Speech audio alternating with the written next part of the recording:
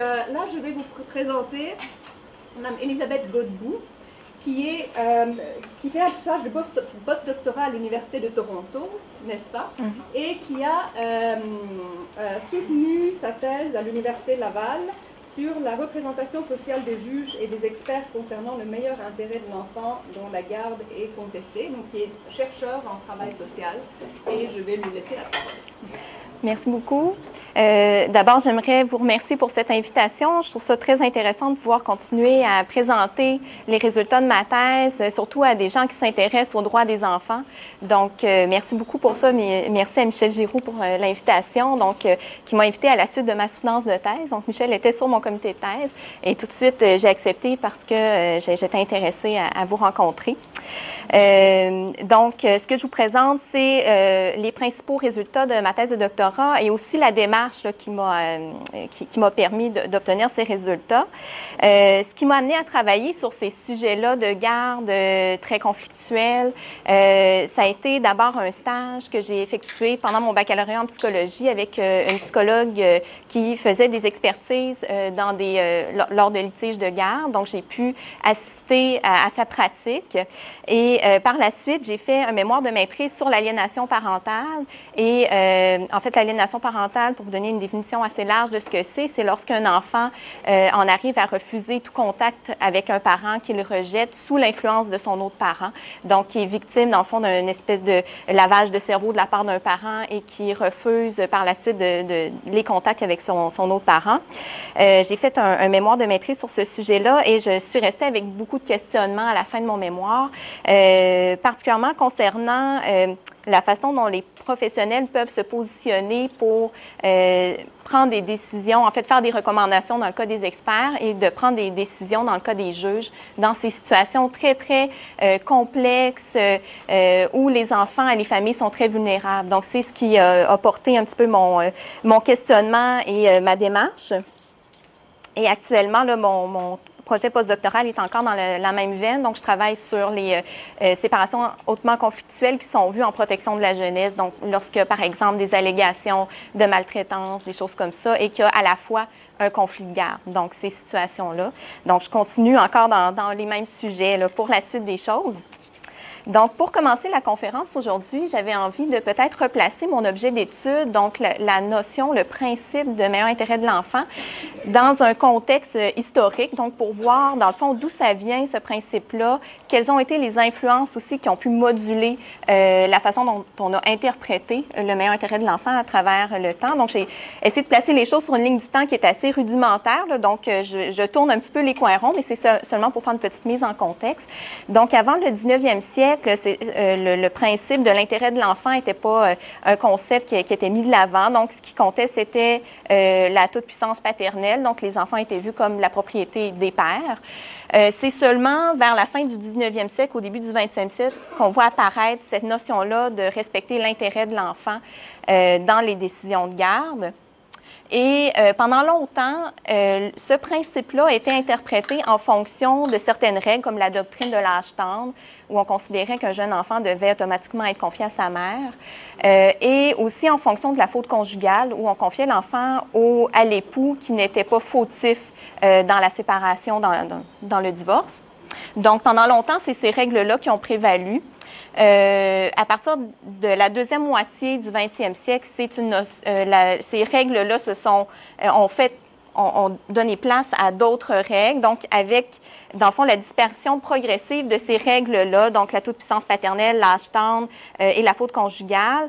Les législateurs et les juges ont essayé de plus en plus de se tourner vers les sciences sociales pour établir qu'est-ce qui est l'intérêt de l'enfant, finalement. Et on a essayé aussi de baser les décisions des tribunaux sur une certaine objectivation scientifique. Donc, c'est à partir de ce moment-là que les professionnels formés en sciences sociales, les psychologues, travailleurs sociaux, se sont mis à être sollicités pour s'interroger sur l'intérêt de l'enfant dont la garde est contestée.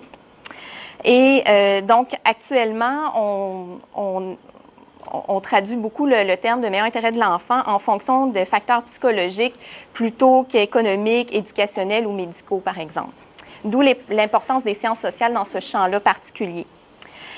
Historiquement, il y a deux modèles de garde qui ont prévalu en sciences sociales ou deux théories qui ont été utilisées pour interpréter le meilleur intérêt de l'enfant. Donc, dans les années 70, il y a eu la notion de parent psychologique qui a été mise de l'avant par certains, en fait, juristes et psychanalystes.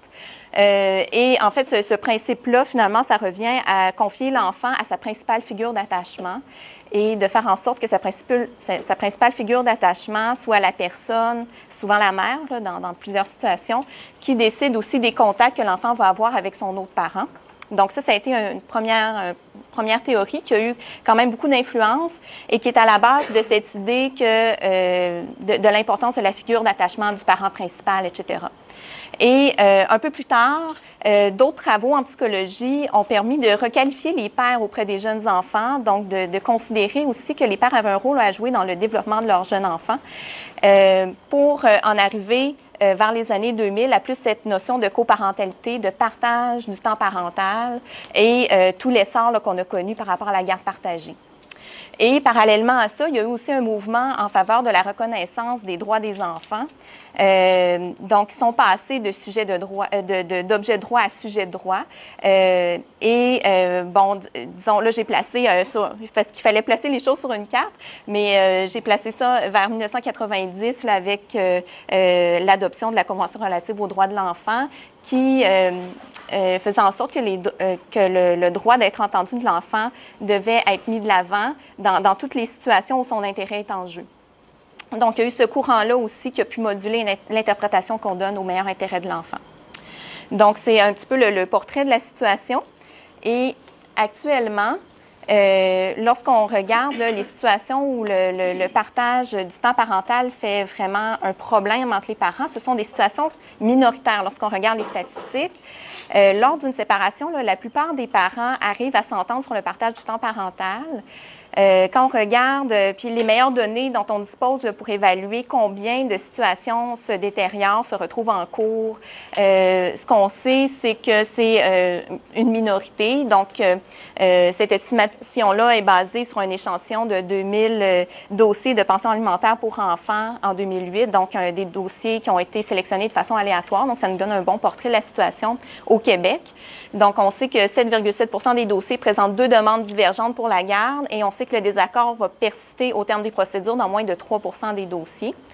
Par contre, ces cas-là devraient nous préoccuper parce que les enfants dont la garde est disputée sont particulièrement à risque, donc sont à risque d'être triangulés dans le conflit, c'est-à-dire qu'on peut leur demander, par exemple, de prendre parti pour un parent, on peut leur demander de passer des messages entre leurs parents, on peut leur demander d'espionner ce qu'un parent fait chez lui, puis de rapporter les informations à l'autre parent. Donc, c'est ça, être triangulé dans un conflit, c'est de finalement être impliqué dans le conflit qui devrait concerner seulement les adultes. Donc, les enfants pris dans des conflits de garde sont à risque de ça, sont à risque d'être exposés au conflit, évidemment, et sont à risque d'être exposés à la violence conjugale aussi.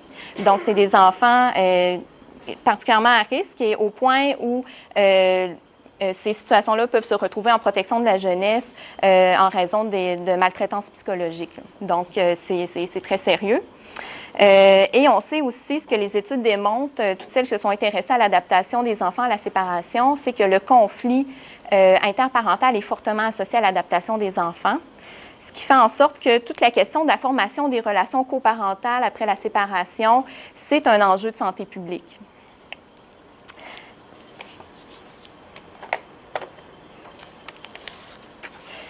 Donc, lorsque les parents n'arrivent pas à s'entendre sur les modalités de garde ou lorsque le processus de médiation familiale échoue, souvent la solution ultime, c'est malheureusement de se tourner vers le tribunal pour trancher cette question-là. Donc, c'est comme le dernier recours. Et ultimement, ce sont donc des juges et des experts qui vont devoir prendre des décisions vraiment importantes pour l'avenir de ces enfants-là. Donc, les experts vont recommander certaines modalités de garde et ultimement, ce sont les juges qui prennent la décision. Donc, c'est pour ça que je me suis intéressée à cette population-là spécifique de gens qui prennent des décisions très importantes dans des situations de garde contestée. Et même si ce sont des événements qui sont ponctuels dans tout le processus de la séparation, ils ont une importance vraiment symbolique parce que le rapport d'expertise, la décision du juge, ça va établir qui a raison et qui a tort dans le conflit. Donc, il y a une importance vraiment symbolique pour les parents de passer à travers ça. Et évidemment, c'est extrêmement stressant, extrêmement déstabilisant pour les parents de passer à travers ce processus-là d'expertise, de passage en cours, etc. Et pour appuyer leur décision, en fait, le seul critère, c'est le meilleur intérêt de l'enfant, donc qui est un principe général qui est issu du droit, qui est le seul critère relatif à la détermination de la garde, autant dans le Code civil que la loi sur le divorce. Donc, ce qui revient à devoir distinguer au travers de multiples possibilités quelle est la meilleure solution pour un enfant compte tenu de sa situation. Donc, c'est une décision qu'on prend au cas par cas et qui est très, très concrète, si on veut. Donc, qui doit répondre le mieux possible à ses besoins. Donc, on va chercher la solution la plus favorable à son bien-être psychologique dans le contexte particulier qui caractérise sa situation. Donc, dans la littérature, sur ce principe-là du meilleur intérêt de l'enfant, il y a plusieurs enjeux qui sont soulevés. Peut-être que vous en avez déjà entendu parler. Ce sont des questions qui sont discutées depuis très, très longtemps. Donc, d'abord, des enjeux interdisciplinaires qui sont très importants. Donc, je l'ai mentionné tantôt, c'est un principe qui prend naissance dans le droit, mais qui doit être interprété en termes psychologiques et psychosociaux. Ça implique la collaboration aussi de professionnels qui sont formés en sciences sociales avec ceux formés en droit, qui n'utilisent pas le même langage, qui n'ont pas les mêmes références. Pour vous donner un exemple, un juge ou une juge qui doit se pencher sur ce type de dossier-là doit être quand même au fait de certaines théories en psychologie, par exemple la théorie de l'attachement, le concept de conflit de loyauté, le concept d'aliénation parentale. Donc, un juge doit être au courant de ce que c'est, donc doit avoir des connaissances en sciences sociales. Et d'un autre côté aussi, les psychologues, travailleurs sociaux, experts doivent être au courant aussi de principes juridiques qui sont associés à ce genre de dossier. Donc, des enjeux interdisciplinaires. Des enjeux sociaux très importants aussi. Donc, ce qui a été beaucoup critiqué par rapport au principe de meilleur intérêt de l'enfant, c'est que c'est un critère qui est fortement subjectif, indéterminé, qui permet malheureusement l'introduction de valeurs de biais personnels dans la décision. Il y aurait un manque d'uniformité dans son application. On voit aussi que c'est un principe qui est en constante évolution depuis la fin du 19e siècle. Donc, on pense que ça reflète davantage les valeurs d'une société à une époque donnée que quelque chose de vraiment objectif sur de quoi un enfant a besoin, finalement. Et qui est utilisé aussi souvent pour masquer les enjeux réels d'un conflit. Donc, sous le couvert du meilleur intérêt de l'enfant, ce qu'on remarque, c'est que peut-être les parents chicanent davantage pour des questions financières ou des récriminations plus d'ordre personnel et ça passe sous le couvert finalement du meilleur intérêt de l'enfant. Donc, il y a cette question-là aussi. On voit qu'il y a des groupes d'intérêt aussi qui essaient de s'approprier la définition du meilleur intérêt de l'enfant. On le voit beaucoup dans les discours des groupes qui défendent les droits des pères et des mères. Donc, un exemple de ça, peut-être le plus éloquent, c'est le débat autour de la garde partagée qui devrait, selon certains groupes qui défendent les droits des pères, faire l'objet d'une présomption légale. Donc, on voit que ça, c'est un exemple de façon de s'approprier le meilleur intérêt de l'enfant parce qu'on présuppose finalement que la garde partagée, c'est dans le meilleur intérêt de l'enfant dans 99 % des situations. Donc, et c'est matière à débat, évidemment. Et il y a des enjeux scientifiques importants autour de la notion et qui touchent beaucoup à tout le champ de l'expertise psychosociale ou psycholégale.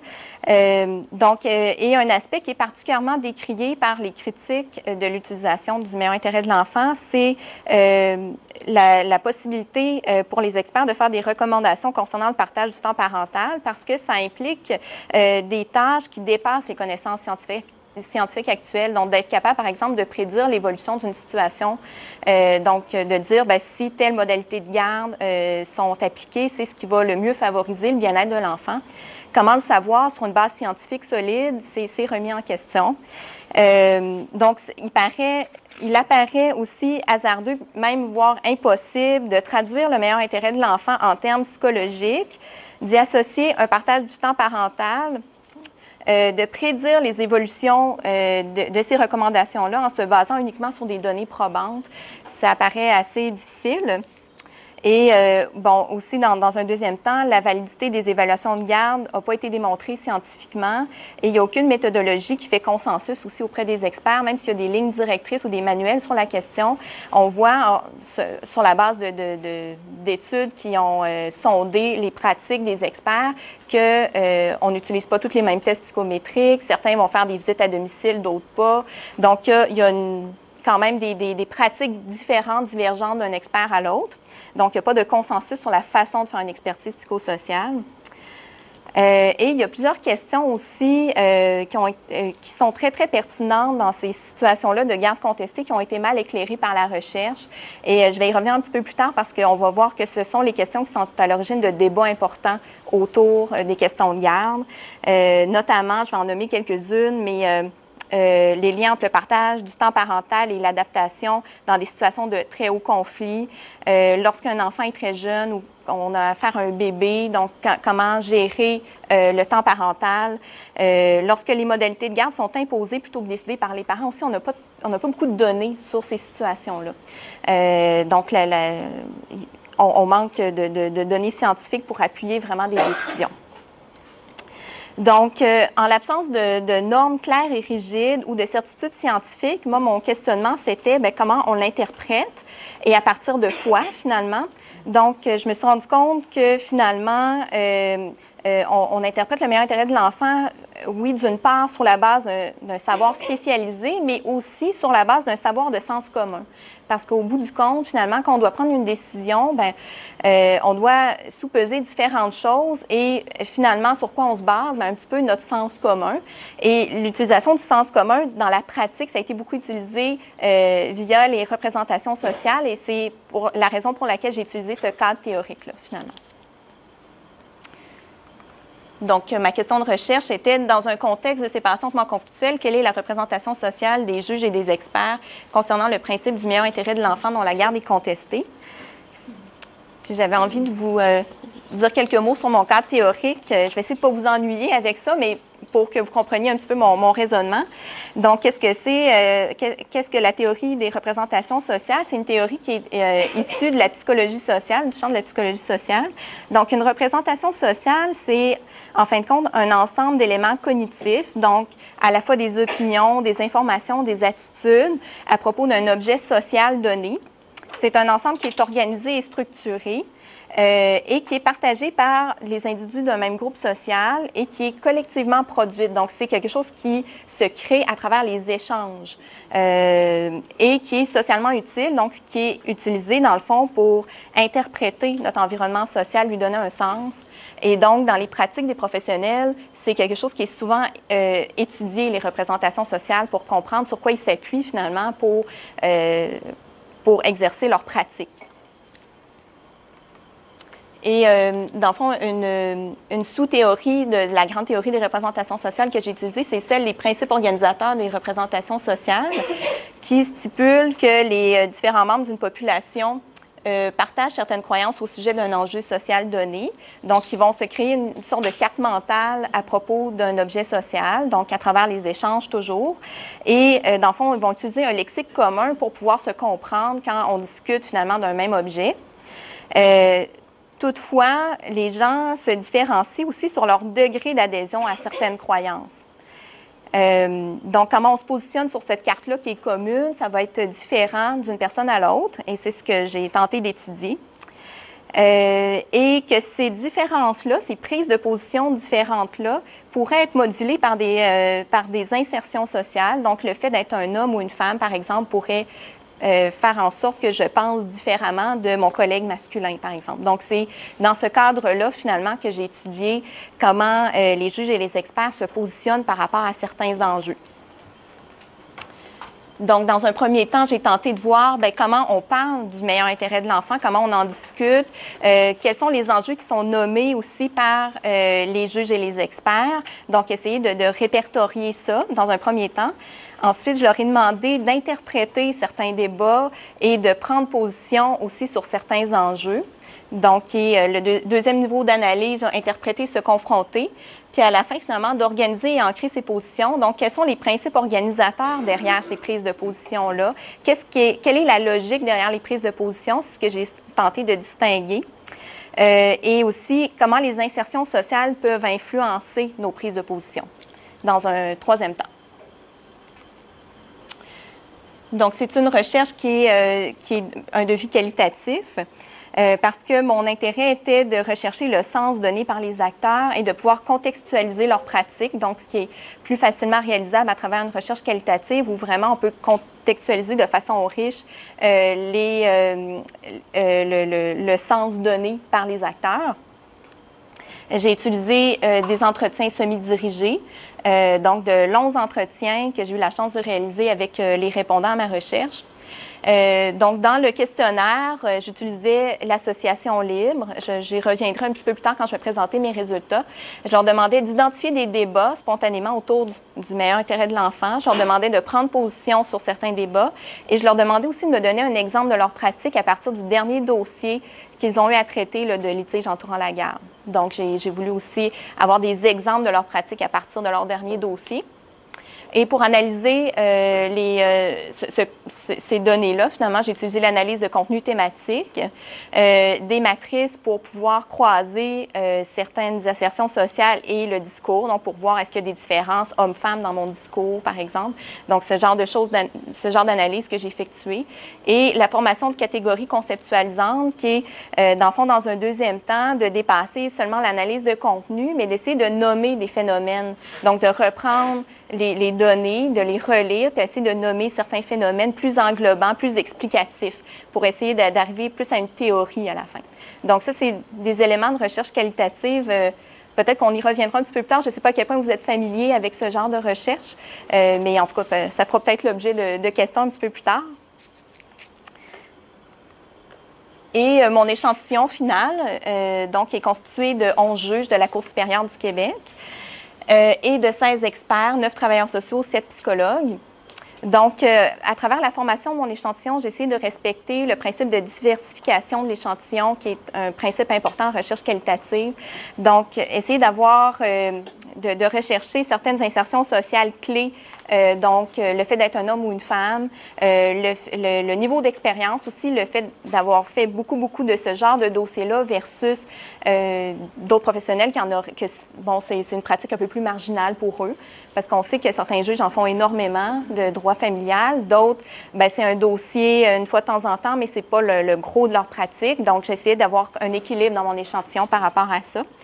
Et j'ai essayé aussi d'avoir autant de travailleurs sociaux que de psychologues, donc essayer de respecter certains quotas pour former mon échantillon. Mais disons que c'est très difficile de former un échantillon avec des personnes très occupées, difficiles d'accès, surtout en ce qui a trait aux juges. Et j'ai utilisé l'échantillonnage boule de neige pour compléter mon échantillon, c'est-à-dire que mes premiers répondants m'ont présenté, mais m'ont donné accès à d'autres répondants. Donc, et souvent, quand on essaie de faire une recherche avec une population difficile d'accès, c'est comme le seul moyen pour y arriver, même si ça peut faire en sorte qu'il y a des biais qui s'introduisent dans l'échantillon, malheureusement, mais c'est comme des fois le seul moyen d'arriver à nos fins. Donc, une limite aussi importante de mon projet, c'est que moi, j'analysais le discours autour des pratiques et non pas les pratiques comme telles. Donc, est-ce qu'on peut faire un lien direct entre ce qui est dit et ce qui est fait? Ça reste à déterminer, mais au moins, j'avais le discours autour de ces questions-là.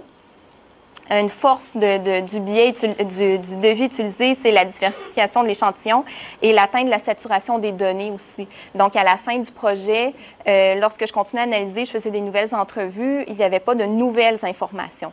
Ce qui indique, dans le fond, que j'ai fait le tour de la question et que je peux arrêter ma collecte. Donc, ça, au moins, j'ai atteint la saturation des données, ce qui est une autre force là, du devis. Et maintenant, je vais vous présenter quelques résultats, les résultats les plus importants de ma thèse. Donc, d'abord, je me suis intéressée à la notion de séparation hautement conflictuelle, donc essayer de définir ce que c'est dans un premier temps, parce que c'est mal défini, encore une fois, dans les écrits. Et ce qu'on m'en a dit, c'est que d'abord, on décrit une séparation hautement conflictuelle lorsque l'enfant est au cœur du conflit.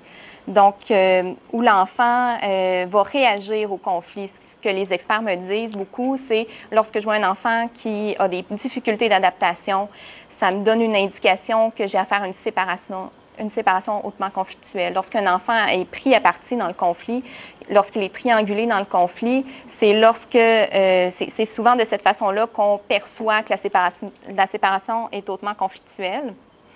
Un autre indicateur de séparation hautement conflictuelle, c'est lorsque les recours sont répétés à la cour. Donc, souvent, le repère visuel qu'on me nommait, c'était lorsque je vois un dossier arriver qui est épais comme ça me donne une indication que je suis face à une séparation hautement conflictuelle. Lorsque le conflit perdure dans le temps, donc on parle de chronicité, donc on ne parle pas de séparation hautement conflictuelle lorsque la séparation est fraîchement faite.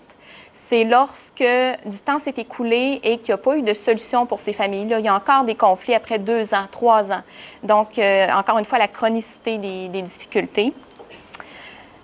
Lorsque la communication est absente ou très difficile entre les parents, évidemment, et lorsqu'il y a énormément d'hostilité, de rancœur, de haine entre les parents, donc plus des émotions très négatives qu'on perçoit entre les parents.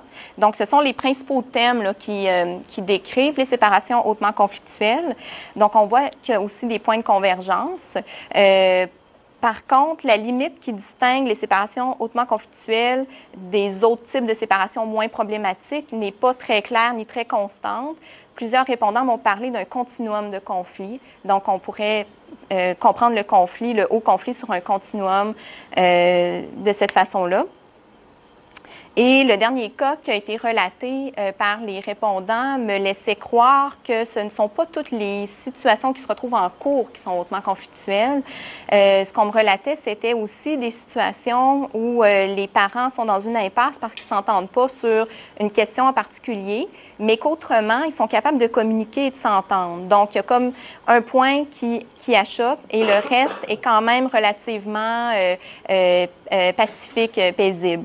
Et c'est surtout la pratique de juge. Là. Les experts, ce qu'ils me décrivaient, c'était 90% du temps, mes dossiers sont hautement conflictuels parce qu'on entre dans un entonnoir. Là. Quand on est rendu en expertise, c'est que là, à quelque part, il y a quelque chose qui ne fonctionne pas. Les situations les plus détériorées se retrouvent en expertise, mais à la cour, il y a aussi des situations qui sont un peu moins détériorées. Donc, d'où l'intérêt, je trouvais, de ce résultat-là, de développer des outils de triage qui seraient utilisés pour offrir là, un parcours approprié et sur mesure de services pour les familles. Donc, ça, c'est une piste d'intervention là, qui m'est venue à partir de ce résultat-là.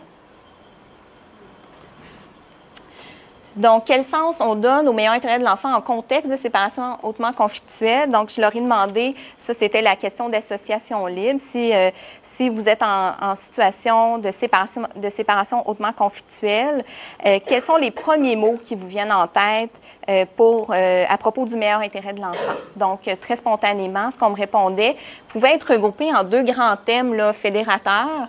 D'abord, la question de la continuité, qui semblait très importante. Donc, l'idée que la séparation ne devrait pas représenter une coupure dans la vie de l'enfant. Donc, essayer de perturber le moins possible son quotidien, ses liens affectifs qu'il a développés dans le passé, malgré les changements inévitables reliés à la séparation. Donc, ça, c'était une première idée. Et une autre idée qui était très, très, très importante et centrale dans les discours, qui a été nommée par 19 de mes répondants, c'était la continuité de l'accès aux 2 parents, donc qui est très, très importante, puis au centre de beaucoup, beaucoup de réflexions autour du principe de meilleur intérêt de l'enfant. Je vais y revenir un petit peu plus tard. Et il y avait l'idée de la protection, donc on est dans un contexte de risque, donc essayer de contrer le risque, particulièrement ceux associés à la séparation hautement conflictuelle, donc tenir les enfants éloignés du conflit, essayer d'améliorer la communication entre les parents, donc des thèmes autour de ces questions-là.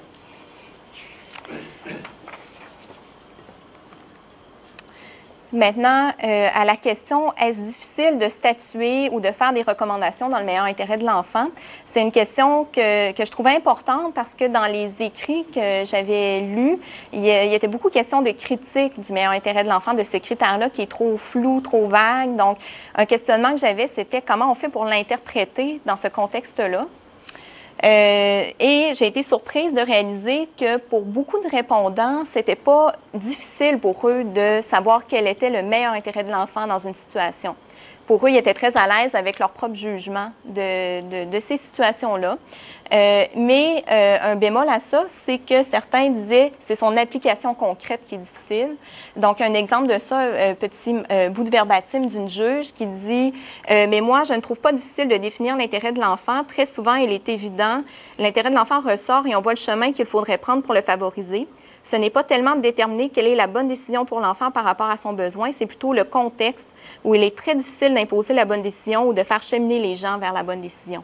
Donc, toute l'idée d'essayer de convaincre les parents que c'est ça la meilleure option pour leur enfant, puis d'essayer de les rallier dans cette décision-là, c'est ce qui semblait difficile.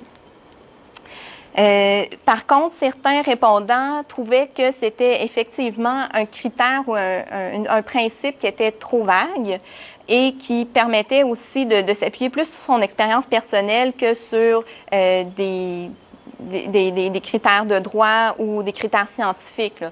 Donc, un juge qui a répondu, il n'y a pas de recette magique pour un juge, en tout cas pour ma part, c'est beaucoup quelque chose qui découle un peu de mon expérience, du vécu comme père de famille et beaucoup plus que de l'expérience qu'on peut avoir à la cour. Donc, ce qui illustre bien, dans le fond, cette idée-là que finalement, on s'appuie sur nos expériences, notre conception de ce dont un enfant a besoin pour parfois prendre certaines décisions. Donc, un autre segment de mon échantillon qui répondait oui et non. Ça dépend du dossier. Parfois, les conclusions semblent évidentes. C'est plus facile aussi avec l'acquisition d'expérience, donc c'est de plus en plus facile. Encore une fois, par contre, on s'appuie un peu sur son gros bon sens là, pour prendre certaines décisions. Quand les conclusions semblent évidentes, c'est qu'on s'appuie sur le gros bon sens, finalement. Donc, lorsqu'il est question du meilleur intérêt de l'enfant de façon générale et abstraite, il y a un certain niveau de consensus qui apparaît dans les données. Je parlais d'un lexique commun et partagé entre les membres d'une population. Donc, ça serait difficile, en effet, de nier l'importance d'offrir une stabilité à l'enfant. Tout le monde peut s'accorder raisonnablement sur ça. De le soustraire des conflits entre ses parents, de préserver les liens fondamentaux qu'il a développés dans sa vie. Tout le monde est assez d'accord sur ces solutions-là. Ce qui apparaît plus difficile, puis pour paraphraser certains de mes répondants, c'est que respecter l'intérêt de l'enfant, c'est parfois prendre la décision la moins pire ou le moindre mal. Et malheureusement, on doit faire souvent des choix déchirants, essayer de prendre des décisions en deux notions ou deux principes importants. Il faut aussi trancher à un moment donné. Et il y a certains sujets qui sont plus propices à ce genre de débat-là, qui m'ont été nommés de façon spontanée là, par les juges et les experts que j'ai rencontrés. Donc, la question de la garde partagée, la recomposition familiale, le déménagement d'un parent à une distance trop grande pour qu'on puisse penser à une garde partagée, c'est un autre sujet de débat important. La garde des bébés et des très jeunes enfants. Les situations de dépendance et de problèmes de dépendance et de problèmes de santé mentale des parents, toute la question de la parole de l'enfant fait en sorte qu'on doit toujours, on est toujours tiraillé entre deux principes. Donc, c'est ce que j'ai voulu illustrer, puis c'est, dans le fond, ces principes-là qui organisent la représentation sociale. Donc, la question de la continuité que j'ai nommée tantôt pourrait être divisée en deux notions. Donc, la continuité qui va dans le sens du statu quo, qui est vraiment essayer de préserver la stabilité physique de l'enfant. Donc, essayer de ne pas le faire changer d'école, par exemple, qu'il reste dans la même maison. Donc, essayer de préserver ça, la stabilité physique. Rester avec le parent qui s'est le plus occupé de lui dans le passé. Ça fait partie du statu quo, ce que j'entends par statu quo.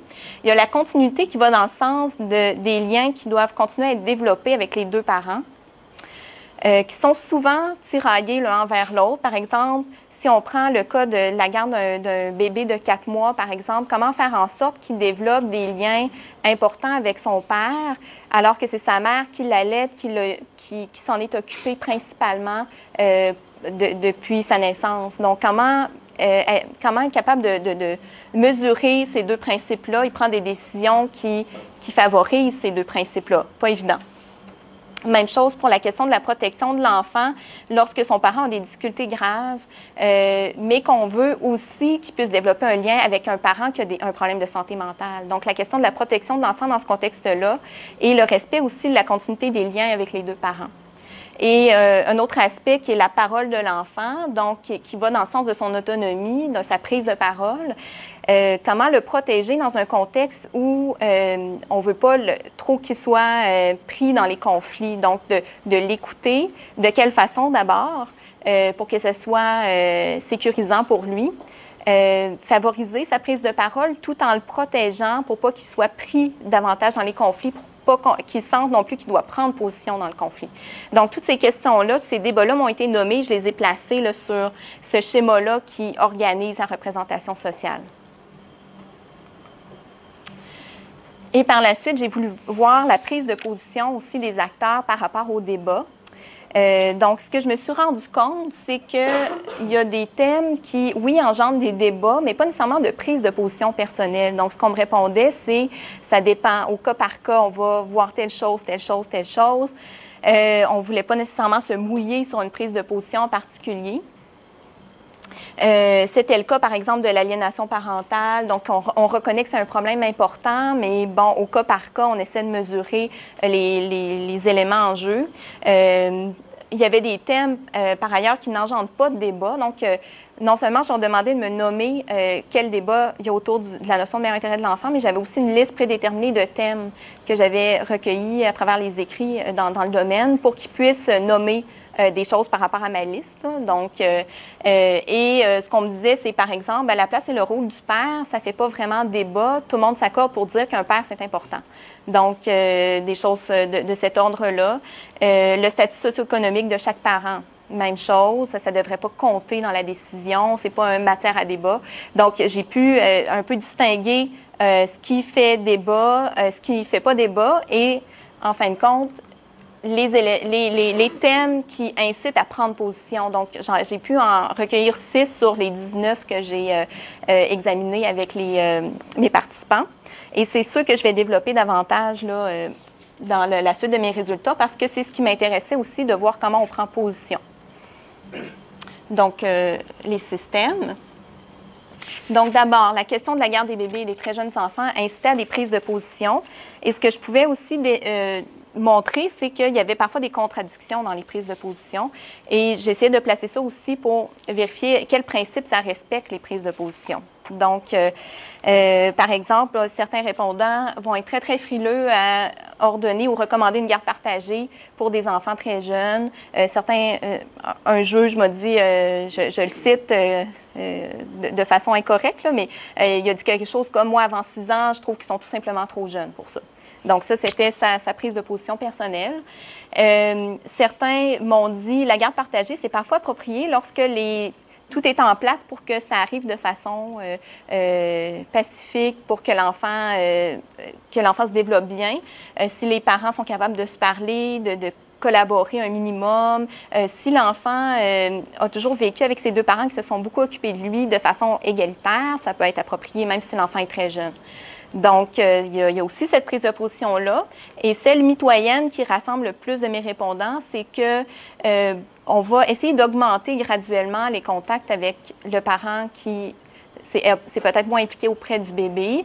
Donc, des accès courts, plus fréquents et croissants dans le temps, c'était comme la position mitoyenne pour élaborer des modalités de garde qui respectent ça, finalement. Donc, la position de compromis.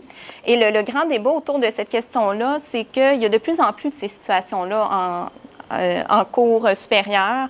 Donc, des situations où on a un enfant très jeune, un bébé, parfois l'enfant n'est même pas né encore, donc, et il y a une rupture. Les ex-conjoints ont très peu vécu ensemble, n'ont jamais collaboré sur le plan parental. On a des situations aussi d'allaitement prolongé. Donc, comment on gère ces situations-là, c'est vraiment matière à débat en ce moment. Donc, et c'est un peu comme ça qu'on se positionne. Donc, l'importance du premier pourvoyeur de soins qui est un peu dans la même veine. Donc, encore une fois, une première prise de position qui va plus vers la continuité, vers le statu quo. donc qui est de favoriser le principal pourvoyeur de soins. Et une autre position qui va vers la continuité avec du lien avec les deux parents, donc laisser la chance à l'autre parent de s'impliquer. Donc, est-ce qu'on voit avec le parent qui a fait ses preuves dans le passé ou on donne la chance à l'autre parent de s'impliquer et de faire ses preuves dans le futur?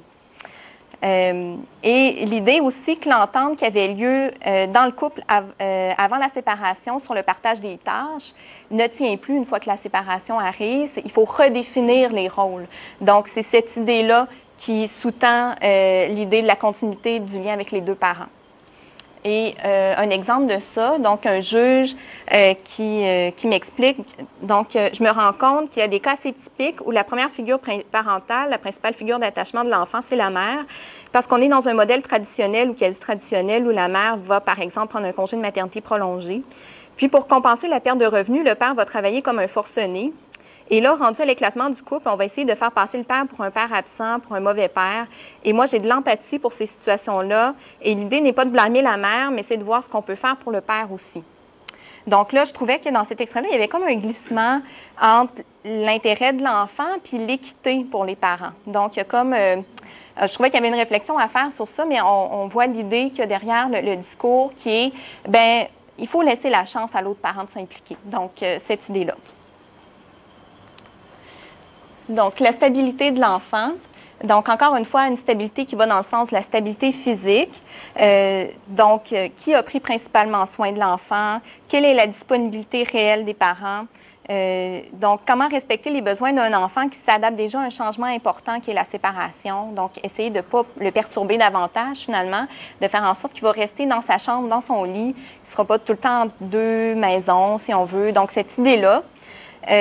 Versus, encore une fois, la stabilité des liens. Donc, un exemple de ça, de la pratique d'une travailleuse sociale que j'ai rencontrée. J'ai deux petits garçons, justement, de 2 ans et 3 ans. Maman se sépare, elle déménage à 2 heures de route de chez papa. Les petits garçons ont toujours vécu avec les deux parents. Et là, madame, ce qu'elle veut, c'est une fin de semaine sur 2 pour le papa. J'ai statué une garde partagée, une semaine. Ces garçons-là, leur père, c'est la fin du monde, c'est leur idole, c'est leur modèle, c'est un papa extraordinaire et une maman extraordinaire, vraiment. Donc, ce qu'on a choisi, ce qu'on a recommandé pour ces enfants-là, c'est de passer une semaine chez papa, une semaine chez maman. Ce qui fait en sorte que ces enfants-là, bien, une semaine, ils vont à la garderie, et l'autre semaine, ils ont une gardienne à la maison quand ils sont chez leur papa. Donc, on choisit, dans le fond, c'est un choix déchirant de sacrifier un petit peu de stabilité physique, stabilité du milieu de garde de ces enfants-là qui ont 2 jours la semaine pour faire en sorte que ces enfants-là développent des liens importants avec les deux parents. Donc, encore une fois, on fait ce choix-là de cette continuité-là du lien avec les deux parents, la maximisation des liens avec les deux parents. Et maintenant, la question de, est-ce que ça prend finalement un niveau de communication et de coopération minimal pour établir une garde partagée? Donc, cette question-là qui est assez présente dans les écrits.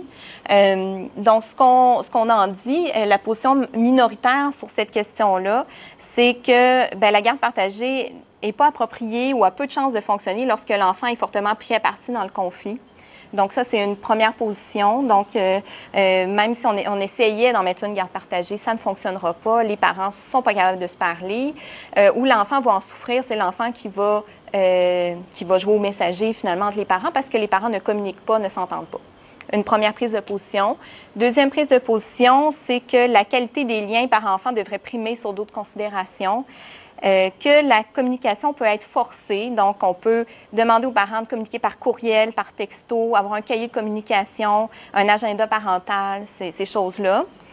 Il y a différentes solutions qu'on peut appliquer pour éviter que les parents se parlent directement ou se voient. Donc, faire l'échange de garde à la garderie ou à l'école, par exemple. Établir une garde parallèle dans les cas les plus extrêmes, si on veut. Donc, il y a des solutions qui existent pour...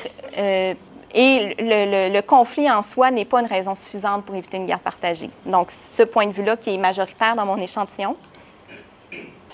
Et ce qu'on me nommait aussi, c'est 6 répondants m'ont parlé aussi de certaines mères qui essaient de saboter la communication, donc qui est une stratégie qui est souvent employée pour éviter une garde partagée. Donc, ça, c'est un discours que j'ai entendu aussi. Donc, la question de la violence conjugale, question sensible s'il en est une. Donc, le grand dilemme le grand débat autour de cette question-là, c'est la question du maintien des liens avec le parent qui aurait été violent et la protection des victimes. Donc, ce dilemme-là qui est très important. Certains vont dire que la violence et les capacités parentales ne doivent pas être dissociées. Donc, un parent qui a été violent, on peut se poser des questions légitimes sur ses capacités parentales. Et un autre discours qui est plus autour un parent qui a été violent avec son conjoint, sa conjointe, n'est pas nécessairement un mauvais parent. Donc, essayer de distinguer les deux et non pas les relier, ces deux aspects-là. Que les vrais cas de violence conjugale sont rares. Les vrais cas, j'entends violence de type terrorisme intime où il y a vraiment un déséquilibre de pouvoir entre les conjoints. Ce qu'on décrit, c'est davantage des situations de violence situationnelle, donc initiées par les deux conjoints, les deux ex-conjoints, puis qui ont pris de l'ampleur, qui ont dégénéré, mais où il n'y a pas nécessairement de domination d'un conjoint vers l'autre, ou des situations de violence très, très ponctuelles autour de la séparation en période de crise, qui ne font pas partie d'un pattern ou d'un historique de violence conjugale. Donc, ce qu'on me décrit, c'est surtout ces situations-là, pour ceux qui sont de l'avis de favoriser la continuité des liens avec les deux parents. Et ce qu'on me nomme aussi, c'est qu'il y a certaines allégations qui sont fausses ou exagérées. Donc c'est un discours autour de la violence conjugale qui va plus dans le sens qui est moins dans la protection. Et une autre version qui est vers la protection des victimes. Et un verbatim pour illustrer, c'est une psychologue qui dit on a beaucoup de pères qui vont en visite supervisée suite à une séparation ou au moment de la séparation parce qu'il y a de la violence conjugale reconnue ou à tout le moins en procès. Et moi, j'ai bien de la misère avec ça parce que je pense qu'on prive les enfants de quelque chose qui est assez important. Et souvent, on va entendre que, par exemple, dans les ressources de mères violentées, les enfants sont très déstructurés. Bien oui, mais il y a non seulement une rupture, mais la disparition d'un parent qui peut-être avait le rôle d'autorité dans la maison. Donc, vous voyez l'espèce de discours autour de cette prise de position-là, donc de cet ordre-là, qui est pour moi préoccupant pour toutes sortes de raisons, mais aussi parce que les données dont on dispose montrent que le système juridique a de la difficulté à détecter les situations de violence conjugale. On sait qu'il y a surtout des femmes qui demeurent victimes de violences après la séparation. Donc, en tout cas, pour moi, ça m'a beaucoup questionné ces résultats-là et je n'ai pas terminé ma réflexion autour non plus de ces résultats-là qui sont pour moi assez préoccupants. Et finalement, le dernier thème qui a suscité des prises de position, c'est les souhaits de l'adolescent. Donc, les souhaits de l'enfant, j'en ai traité aussi dans mon projet, mais c'était moins une question tranchée. Donc, c'était plus une question de cas par cas. Là, par rapport aux souhaits de l'adolescent, on a un peu plus de prise de position. Donc, certains vont me dire, le choix de l'adolescent doit généralement être respecté parce qu'un adolescent doit avoir une certaine part d'autonomie. On m'explique aussi qu'il est difficile d'imposer une décision à un grand adolescent qui peut être en rébellion. On me dit aussi que les adolescents savent ce qui est bon pour eux, ont ce genre de maturité-là 90% du temps, sauf exception. Donc, ce discours-là.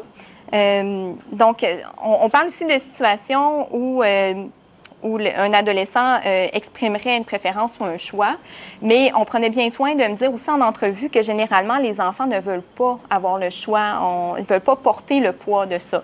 Mais il arrive à l'occasion qu'un enfant ou un adolescent prenne position, demande à avoir certaines modalités de garde, X, vivre avec telle personne. Donc, il faut en tenir compte aussi. Et une autre vision du souhait de l'adolescent qui est l'adolescent n'a pas la maturité nécessaire pour décider de ses modalités de garde. Donc, sur le plan développemental, un adolescent est plutôt impulsif, mesure mal les conséquences de ses gestes et décisions. Ça peut être psychologiquement nocif de lui donner ce genre de pouvoir-là aussi dans sa famille. Donc, ça crée une espèce de renversement de pouvoir dans la famille qui crée un déséquilibre, donc où on met l'enfant parce que normalement, c'est une décision que les adultes devraient prendre. Donc là, en donnant le pouvoir à l'adolescent, on vient déséquilibrer l'équilibre d'une famille. Certains adolescents pourraient tirer avantage aussi du conflit pour obtenir des libertés et des permissions qui ne sont pas appropriées pour leur âge. Donc, ça donne un levier à l'adolescent qui est psychologiquement nocif. Donc, cette idée-là où on devrait protéger les adolescents. Et c'est des situations aussi où les adolescents refusent peut-être de visiter un parent. Donc, si on veut favoriser la continuité des liens avec les deux parents, ce n'est pas une bonne idée de leur donner ce pouvoir-là.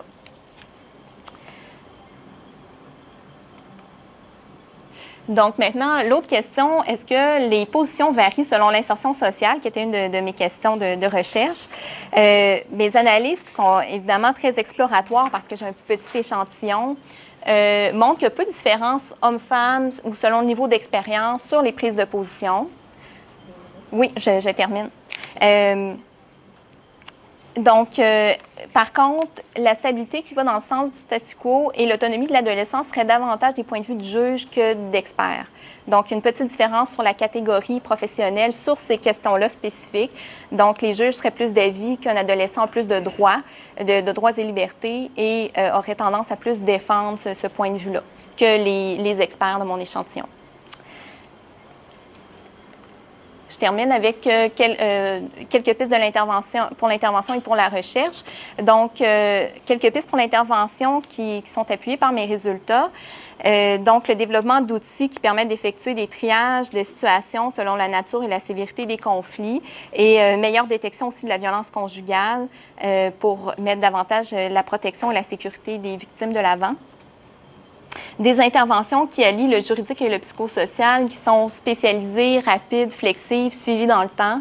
Donc, l'idée d'un juge par famille qui suit le dossier dans le temps, ce n'est pas une idée nouvelle, mais mes résultats appuient cette idée-là que ce serait une bonne idée qu'un même juge puisse suivre un dossier pour pas qu'à chaque fois, on ait à recommencer tout le dossier, surtout dans les situations où les requêtes sont répétitives et reviennent. Donc, en prévention, soutenir l'implication précoce des deux parents dans la vie de l'enfant.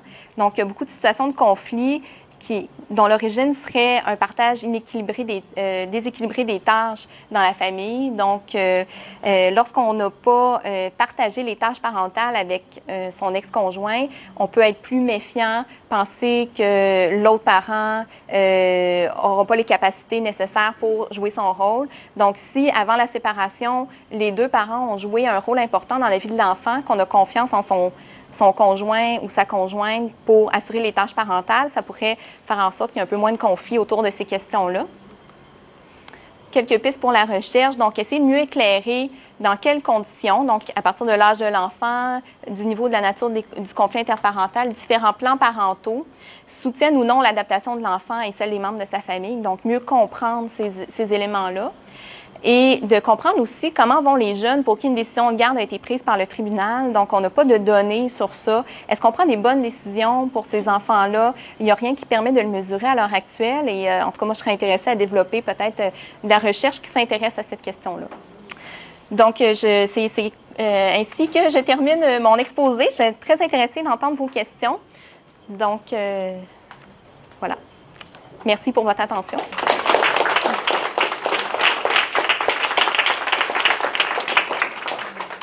Merci beaucoup. On a environ 15 minutes pour les questions. Oui? Maud?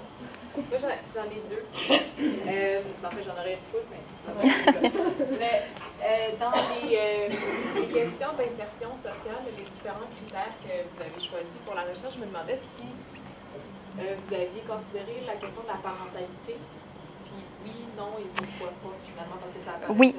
Puis dans mes résultats, à l'occasion, ce qu'on me disait, c'est que moi, en tant que parent, on commençait comme ça. Fait qu'effectivement, c'est une question très, très pertinente. Je ne suis pas allée dans cette direction-là en raison de la difficulté de recrutement. J'ai eu beaucoup de difficultés à faire participer des juges à ma recherche. Et si je leur avais posé des questions sur leur vie personnelle, je pense que ça n'aurait jamais passé, là. Donc, là, je ne suis pas allée dans cette direction-là pour une question pratique plus que par manque d'intérêt Puis je trouve que c'est extrêmement pertinent, effectivement. Le fait d'être séparé ou non aussi. Mais là, j'entrais dans leur vie personnelle et là, je marchais, déjà que je marchais sur des œufs, là, ça aurait été vraiment trop compliqué, mais ce sont des questions pertinentes, à mon sens. Puis, si je peux me permettre l'autre question, / commentaire, en tout cas, par rapport aux pistes de solution, à la toute fin, une des pistes, selon vous, ce serait qu'il y ait un seul juge par dossier famille.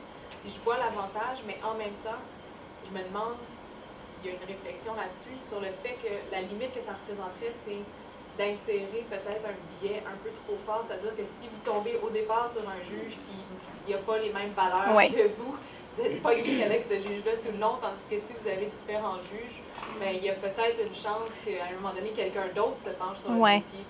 Puis il y a peut-être un éventail plus large de positionnement ou d'opinion.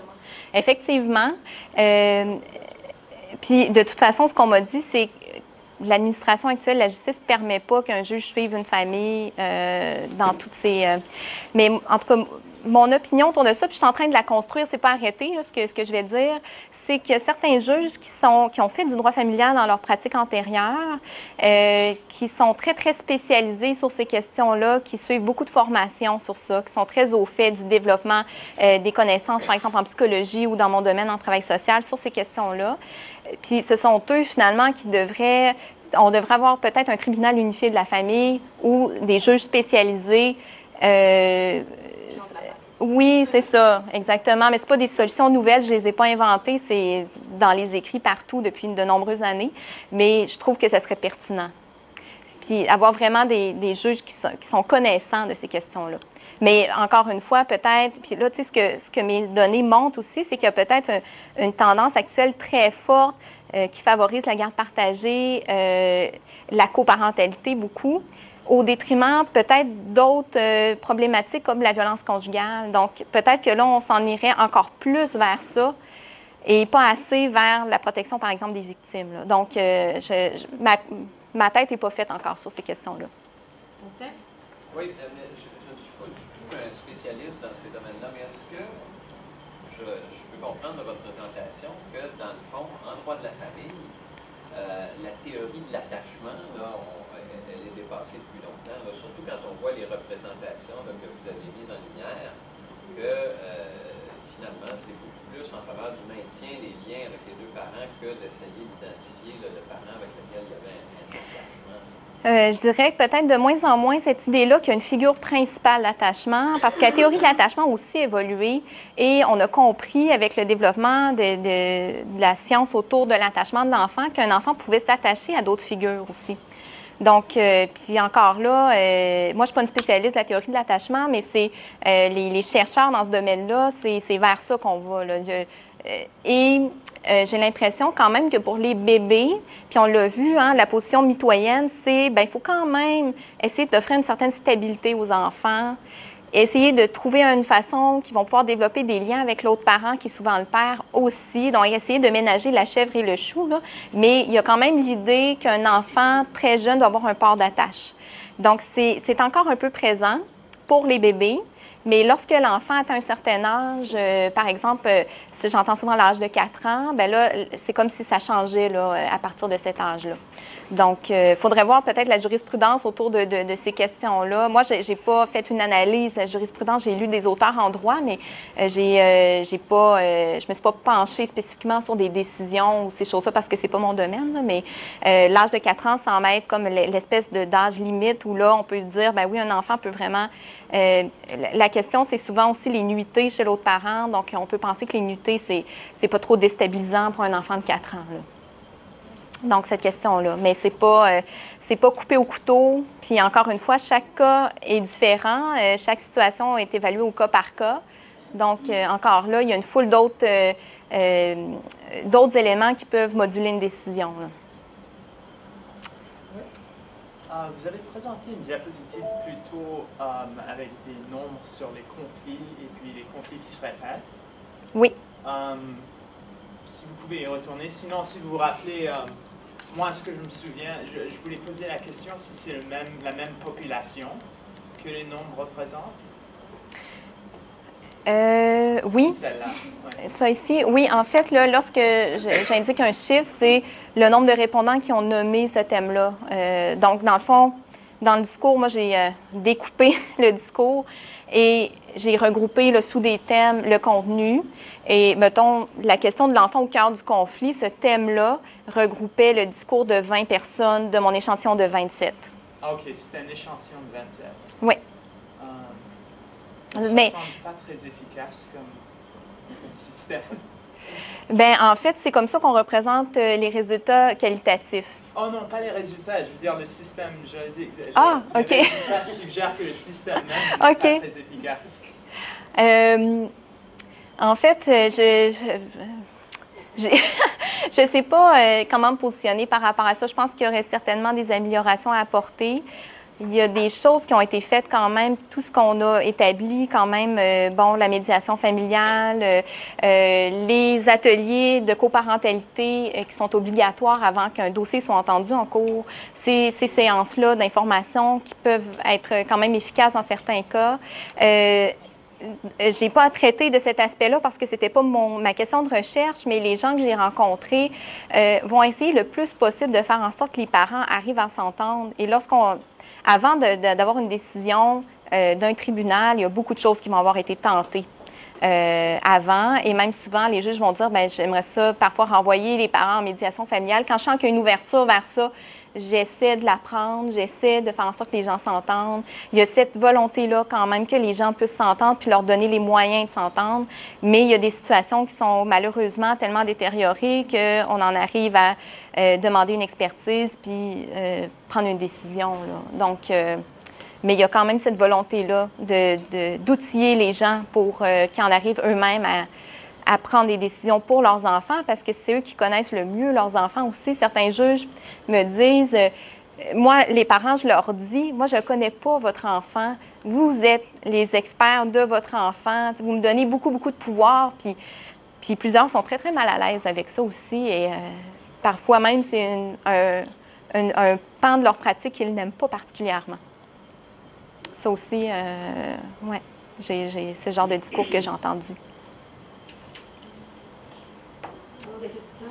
Sophie, oui?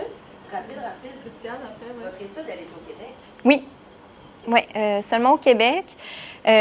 Donc, je n'ai pas donné de détails sur, bon, dans quel district judiciaire, etc. C'est autant les juges que les experts se promènent beaucoup dans toutes les régions du Québec. Donc, il y a des expertises qui sont faites.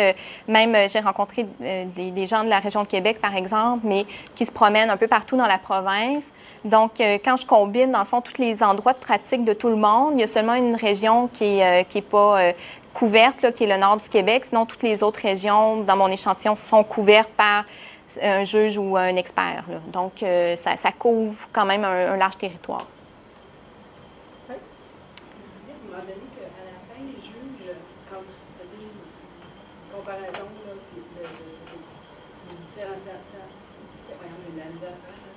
une différenciation entre les juges et les experts, est-ce que, là, vous l'avez dit que les juges étaient plus vers le statu quo, notamment pour donner plus de droits aux adolescents, est-ce que maintiennent le statu quo dans tous les autres domaines ou juste quand c'était par rapport aux droits des enfants, des adolescents de prendre position?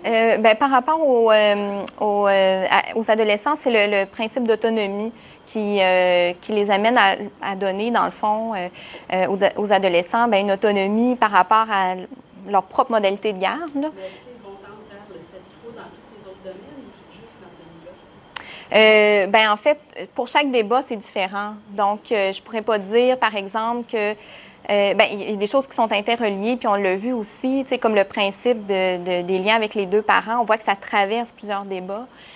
Donc, probablement que d'avoir tendance, puis mon échantillon est trop petit pour que je puisse dire tel juge, par exemple, a une tendance vers le statu quo pour plusieurs débats, donc il y a un profil vraiment.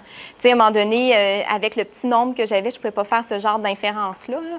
Mais on peut penser que quelqu'un qui a comme opinion que Par exemple, un enfant très jeune devrait rester avec sa mère. Il faut penser que le principal pourvoyeur de soins devrait être un principe important qui doit être respecté. Et va penser aussi que lorsque des conflits, par exemple, bien, de limiter l'accès à l'autre parent. Tu sais, va peut-être avoir ce genre d'opinion-là qui va traverser plusieurs débats, mais mon échantillon est trop petit pour que je puisse faire comme le portrait de l'opinion des gens de cette façon-là. Oui, Mona.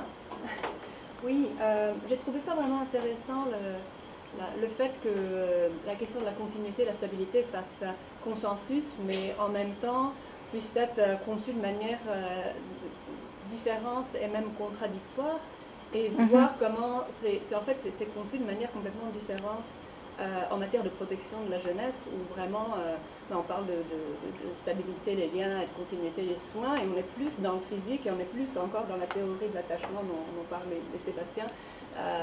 Et donc c'est interprété, donc la continuité, la stabilité, et évidemment aussi l'intérêt de l'enfant sont interprétés de manière différente. Oui, donc tout dépendant du sens qu'on donne au mot stabilité, on peut défendre deux points de vue vraiment différents. Et pour beaucoup de mes répondants, la stabilité, c'est la stabilité des liens, c'est pas nécessairement une stabilité d'un lieu. Donc, c'est cette dualité-là qui est apparue, dans le fond, dans les résultats. Ouais. Ouais. Et ça démontre aussi que c'est vraiment difficile de faire de la recherche sur la question de l'intérêt, du meilleur intérêt de l'enfant, surtout si on regarde des domaines différents. J'imagine que c'est pour rester dans un domaine bien précis. Parce que tout à fait, parce que dans le fond, c'est un principe qui est utilisé dans tellement de contextes. Là, je l'ai contextualisé dans les questions de garde, mais on pourrait s'interroger sur... je suis sûre qu'il y a des principes qui sont nommés là, qui seraient tout à fait pertinents pour la protection de la jeunesse, ou dans d'autres contextes, en adoption ou autre. Mais dans le fond, ça donne un cadre pour ce contexte-là de conflit de garde. Mais ensuite, là, on pourrait décliner la question du meilleur intérêt de l'enfant dans différents contextes, puis peut-être retrouver certains de ces éléments-là. J'ai une question un peu plus technique sur la méthode. Vous avez parlé de la question de la saturation des données. C'est sûr que faire de la recherche, à un moment, on trouve que c'est toujours la même chose. Mais est-ce que c'est possible d'arriver à saturation lorsqu'on a un assez petit échantillon, comme vous aviez là, et que finalement vous vouliez comparer, je veux dire, entre hommes et femmes, entre juges et travailleurs sociaux, etc.? Évidemment, si mon échantillon n'était pas diversifié, peut-être que ce serait le signe que j'ai trop des répondants du même... avec le même discours, les mêmes idées. Par contre, j'ai vraiment pris soin de diversifier l'échantillon. Et comme je suis arrivée à des prises de position contradictoires par moment, ça me donne quand même le signe que j'avais des personnes dans mon échantillon qui ne pensaient pas nécessairement de la même façon. Donc, le fait de répéter un peu les mêmes idées au bout d'un moment, ça donne quand même une indication d'avoir fait le tour de la question, finalement. Mais peut-être que je me trompe, évidemment, on n'a jamais la vérité, mais ça m'a donné quand même une indication sur le fait d'avoir fait le tour de la question, là. Mais, oui. On va prendre une dernière question, oui? Je voulais savoir, là, je comprends que votre présentation sur cette diapo est influencée par le nombre, OK? Oui. Mais je me demandais, est-ce que vous croyez vous-même, et de même que possiblement les répondants, que la source de cette séparation hautement conflictuelle est reliée aux éléments d'hostilité et de communication, et que cette présentation pragmatique, c'est les recours répétés puis le conflit qui perdure, puis son effet, c'est que l'enfant se retrouve au cœur du conflit. OK. Je vais essayer de reformuler. Par rapport au nombre, ça, j'ai un malaise avec les nombres. Je l'ai mis parce que ça illustre le poids dans le discours que j'ai analysé. Par contre, ce n'est pas un échantillon qui a des prétentions de représentativité statistique. Évidemment, il est trop petit. J'aurais voulu entendre tous les juges du Québec, entendre tous les experts. C'est impossible. Donc, c'est à prendre avec un grain de sel quand même. Et lorsque je parle d'un discours majoritaire, c'est dans mon échantillon, ce qui ne veut pas dire que c'est le discours majoritaire au Québec, là. Il faut faire attention aussi de ne pas, dans un premier temps. Là, j'ai perdu votre question. Votre question était à l'effet Dans le fond, est-ce qu'on parle de cause ou de conséquence? Inverser, quand on cherche, c'est quoi la source de ce conflit? Oui. Je suis pas allée, j'ai pas interrogé la source du conflit. Ça aurait été intéressant, par ailleurs, de le faire. Donc, de voir c'est quoi l'origine du conflit. Certains m'en ont parlé en disant que c'est souvent un deuil non résolu de la séparation qui origine beaucoup d'un deuil qui est dans la sphère de la conjugalité, là, qui dégénère et qui se répercute dans un conflit pour la garde. Parfois, c'est un conflit financier, d'ordre financier. Parfois, c'est un mélange de tout ça. Donc, l'origine du conflit, je ne l'ai pas explorée. J'ai seulement tenté d'essayer de définir qu'est-ce qu'on entend par séparation hautement conflictuelle. Puis encore une fois, l'enfant qui est au cœur du conflit, l'enfant qui réagit au conflit, là, on parle plus d'une conséquence du conflit à quelque part. Mais dans le fond, moi, ce que ça me disait, c'est que les professionnels qui voient ces situations-là, il y a une lumière qui s'allume lorsqu'ils voient un enfant, par exemple, dont les notes baissent à l'école, qui dort mal, qui réagit fortement, qui fait, par exemple, une anxiété de séparation, des choses comme ça, donc qui réagit. Et ça leur allume une lumière sur, là, on est dans quelque chose de grave. Donc, c'est plus de cet ordre-là que mes résultats doivent être interprétés. Alors, je vais vous remercier, Mme Golbou. C'est vraiment Merci fascinant. beaucoup. Et à vous tous d'avoir été présents. À la semaine prochaine, j'espère. Merci.